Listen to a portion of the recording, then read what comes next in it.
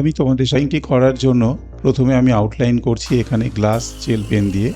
Glass gel pen দিয়ে outline করলে সুবিধে হচ্ছে যখন ওয়াটার কালার নিয়ে আমরা কাজ করব তখন এই আউটলাইনগুলি স্পষ্টভাবে কিন্তু ওয়াটার কালারে ফুটে উঠবে। কোনোভাবে আউটলাইনটি জলের সাথে মেল্ট হবে না।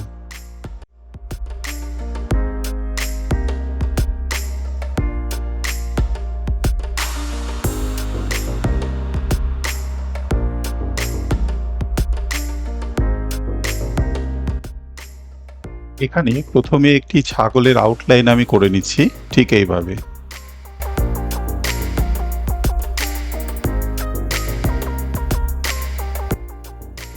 আউটলাইন করার জন্য আমি ব্যবহার করছি গ্লাস জেল পেন এবং এই গ্লাস জেল পেন দিয়ে সুন্দর করে আমি ছাগলের আউটলাইনটা এখানে করে নিচ্ছি। আউটলাইনটি সাধারণত ফ্রি হ্যান্ড ড্রয়িং টেকনিকের মাধ্যমে এখানে করা হচ্ছে, কোনো রকম মেজারমেন্ট কিন্তু আমি ব্যবহার করছি না।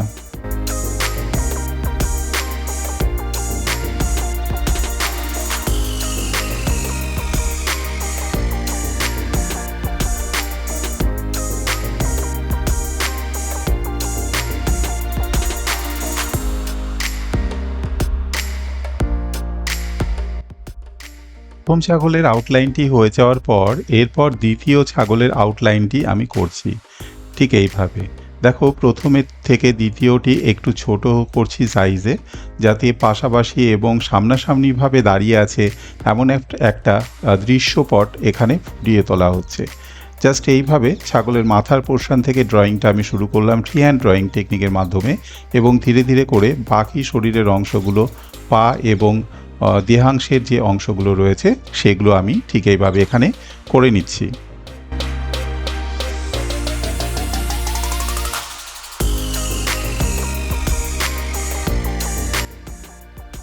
এই ড্রয়িংটি তোমাদের কেমন লাগছে নিচে কমেন্ট অপশানে অবশ্যই কমেন্ট করে জানিও।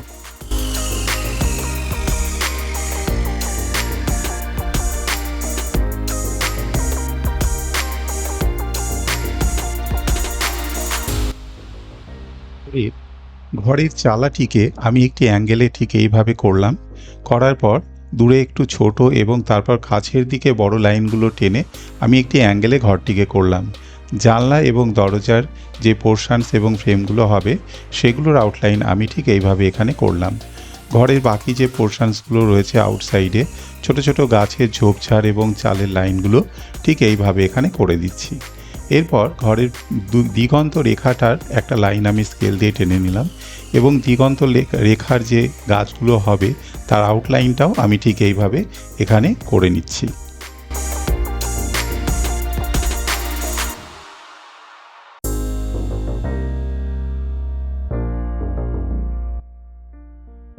স্কাই ব্লু কালার দিয়ে আকাশের রংটা এখানে করা হচ্ছে। প্রথমে একটু ডার্ক করে আমি স্কাই ব্লু কালারটাকে ইউজ করলাম, তারপর জল মিশিয়ে হালকা হালকা করে স্কাই ব্লু কালারটিকে এখানে ফেড করে নিচ্ছি।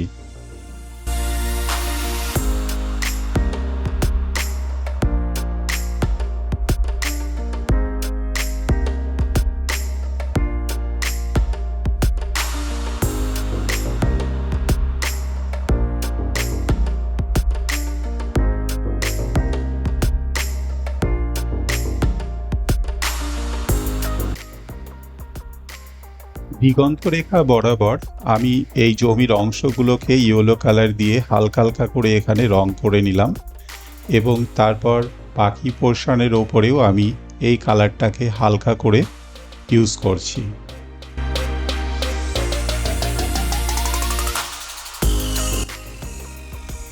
এবারে হালকা সবুজ নিয়ে আমি এর ওপরে হালকা হালকা করে সবুজটাকে অ্যাপ্লাই করে নিচ্ছি ঠিক এইভাবে। পোর্শনসগুলো হয়ে যাওয়ার পর এবার ঘরের চালাটিকে আমি রং করব। এটা করার জন্য ইয়েলো ব্রাউন কালারের কম্বিনেশনস আমি এখানে ব্যবহার করছি এবং ব্রাউনটাকে হালকা রেখে সামান্য ইয়েলো কালারের কম্বিনেশনস আমি এখানে ইউজ করছি। প্রথমে ডার্ক ব্রাউন কালার করার কোনো প্রয়োজন নেই, শুধুমাত্র একটা সেট করার জন্য এখানে ফার্স্ট লেয়ারে আমি এই দুটি কালারের কম্বিনেশনস এখানে ব্যবহার করে নিচ্ছি ঠিক এইভাবে। এরপর ব্রাউন কালারটাকে নিয়ে আমি এর ওপরে হালকা হালকা করে লাইনগুলো টানবো, যাতে খড়ের যে চালাটি হবে তার একটা যেভাবে শেপ থাকে আর কি, লাইন বাই লাইন, সেইভাবে করার জন্য আমি এইভাবে লাইনগুলোকে ব্রাউন কালার দিয়ে টেনে দিচ্ছি, ঠিক এইভাবে, যাতে চালের যে কালারটা আসবে সেটা যেন মনে হয় একটি খড়ের চাল দিয়ে তৈরি করা হয়েছে।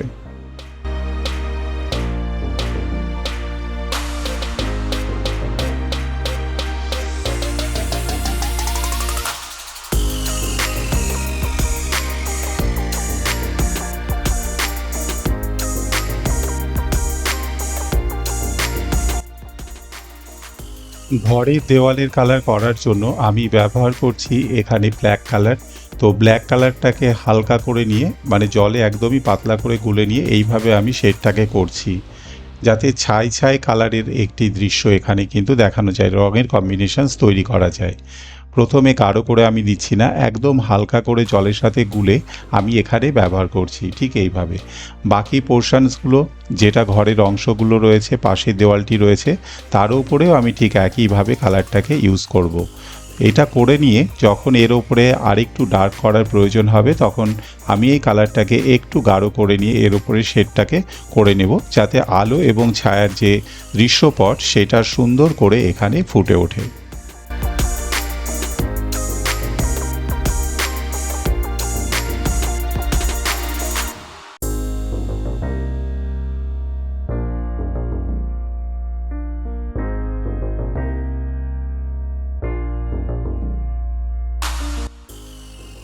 এখন ডার্ক করে ব্ল্যাক এবং ব্রাউনের কালারের কম্বিনেশনস আমি ব্যবহার করছি এবং খড়ের চালার লাইনগুলো এইভাবে করে নিলাম। দরজার কালারটিকেও এখানে ব্ল্যাক এবং ব্রাউন কালারের কম্বিনেশনস দিয়ে করে নিচ্ছি, ঠিক এইভাবে। দরজাটি কালার করে নেওয়ার পর এরপরে আমি জানলার রঙটিকেও করে নেব। একই কালার কম্বিনেশনস এখানে আমি ব্যবহার করছি, ব্ল্যাক এবং ব্রাউন।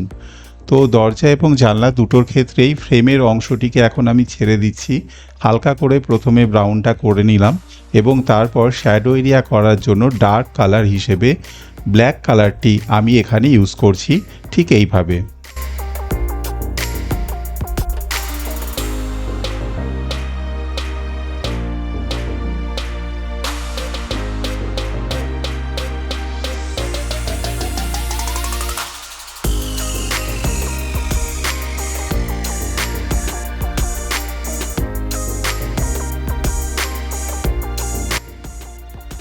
এখানে গাছের পাতা কালার করার জন্য আমি লাইট গ্রিন কালারটিকে ইউজ করছি এবং লাইট গ্রিন কালারটিকে দিয়ে আমি সুন্দর করে এইভাবে প্রথমে বেস লেয়ারটাকে করে নেব।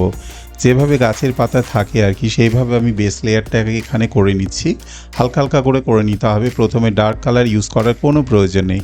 জাস্ট লাইট গ্রিন দিয়ে আমি এইভাবে ওভারঅল গাছের পাতাগুলো শেডগুলোকে করে নিচ্ছি, ঠিক এইভাবে।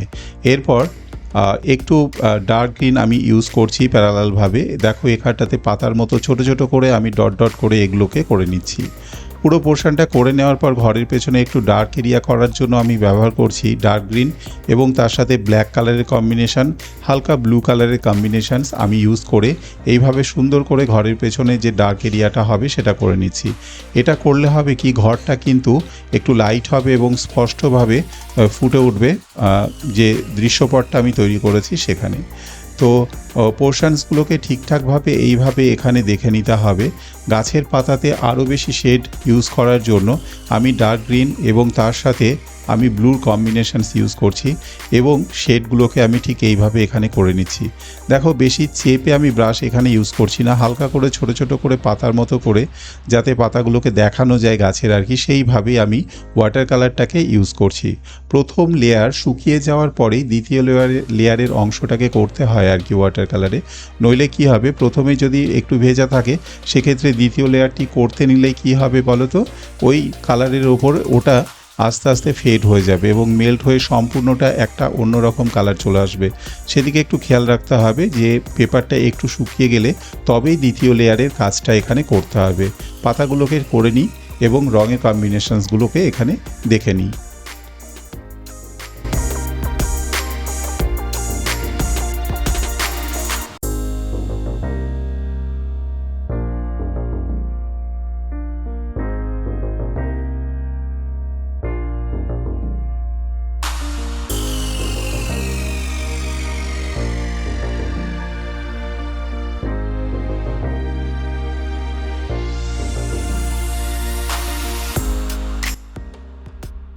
দিগন্ত রেখার গাছগুলো এখানে ব্লু এবং গ্রিন এই দুটি কালার কম্বিনেশন ইউজ করে আমি করে নিচ্ছি। প্রথমে হালকা একটি লেয়ার করে নেওয়ার পর এরপরে গাছের যে শেপগুলো হবে সেগুলো করে নেওয়ার জন্য একটু ডার্ক করা হয়েছে। এখন ছাগলের কালারগুলো এখানে করে নেব। প্রথমে ব্রাউন কালারের আমি ছাগলটি করে নিচ্ছি। দেখো হালকা করে এখানে ব্রাউন কালারটা ইউজ করছি ছাগলটির ওপরে, এবং তারপর শেডটাকে করার জন্য আমি একটু ডার্ক করে ব্রাউন কালার দিয়ে এইভাবে করে নিচ্ছি। প্রথম ছাগলটি হয়ে যাওয়ার পর দ্বিতীয় ছাগলটি কালার করার জন্য আমি ব্ল্যাকের কম্বিনেশনস ইউজ করছি। হালকা করে ব্ল্যাকটাকে করে নিলাম একটা ছাই ছাইভাবে রঙটাকে দেখানোর জন্য। তারপর যেখানে যেখানে শেড হবে, ডার্ক হবে, সেগুলোর ওপর ব্ল্যাকটাকে একটু গাঢ় করে আমি ঠিক এইভাবে ইউজ করে নিচ্ছি।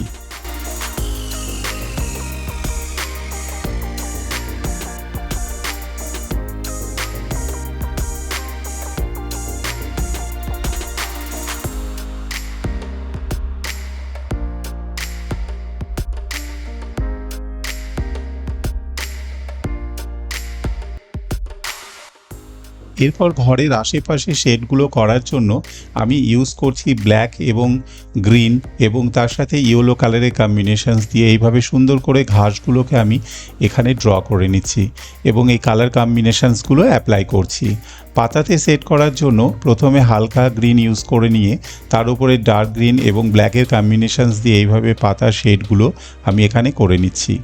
আজকের ড্রয়িং ভিডিওটি তোমাদের কেমন লাগলো সেটা নিচে দেওয়া কমেন্ট অপশানে তোমরা কিন্তু অবশ্যই কমেন্ট করে জানিও, আর কী রকম ড্রয়িং ভিডিওর প্রয়োজন আছে সেটাও তোমরা কমেন্ট করো।